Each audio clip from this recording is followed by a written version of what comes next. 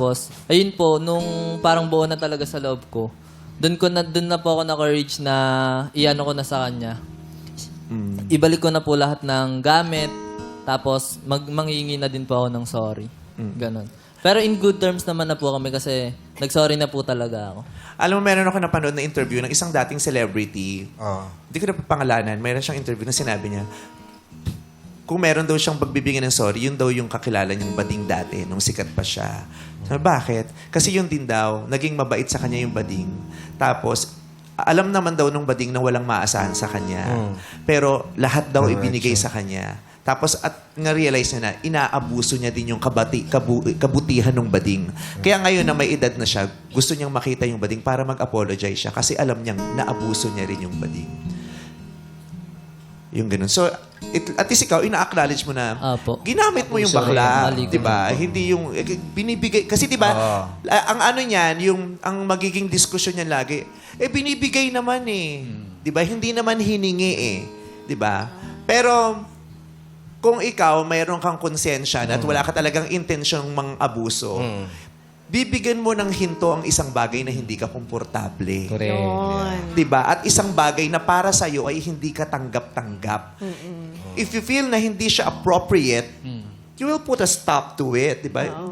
I appreciate your kindness, pero hindi ako komportable eh. Diba? Parang hindi ko deserve to. Oo, hindi mo deserve. At saka, bilang tao, tanggap naman kita bilang kaibigan eh. Okay ka naman sa akin, hindi mo naman kailangan gawin yan eh. Pero yung iba, ine-encourage nila na at some point, pinapaasa pa nila. Hindi nila pinuputol yung pag-asa para diretso nilang makuha yung mga natatanggap nila. Yeah. Hindi naman yun yung basihan ng friendship nila dapat. Yun ang masakit kasi eh. Sa aming, ang dami naming mga bakla na nakakaranas ng ganyan. Yung ganyan, yung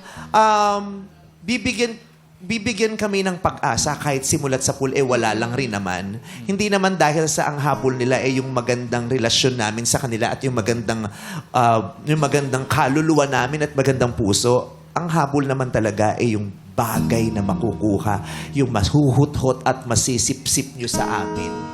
Oo. Pero, yun ang masakit kasi kami yung mga bakla, pwede nyo kaming maging matalik na kaibigan. Pwede nyo kaming maging matalik na, pwede nyo kaming maging seryosong karelasyon. Pwede nyo kaming kakampi. Pwede nyo kaming kabarkada. Pwede nyo kaming kagrupo. Diba? Pero hindi mangyayari yun kung ang intensyon nyo lang, hut-hutan kami.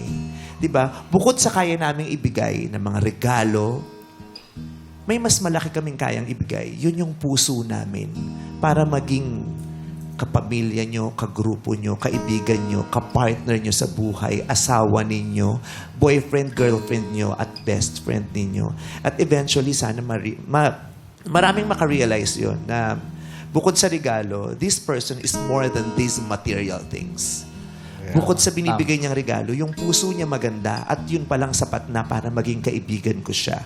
At siguro kung magiging kaibigan mo siya without that, okay lang naman sa'yo yun, Shell. Okay ba sa kanya na meron siyang kaibigang bading? Yes po. At first, ganun naman po talaga yung ano ko po. Pero yun nga po, madami po akong, ayako lang po kasi nung madami po ako naririnig na lagi silang magkasama na may iba ng ano. Ano ba yung magkasama? Dalawa lang ba sila yun? Opo, naglo-long ride daw po Ang sila. bait mo din, ha? Mag-isa ka lang. Kasi yung ibang lalaki, sinasama yung barkada.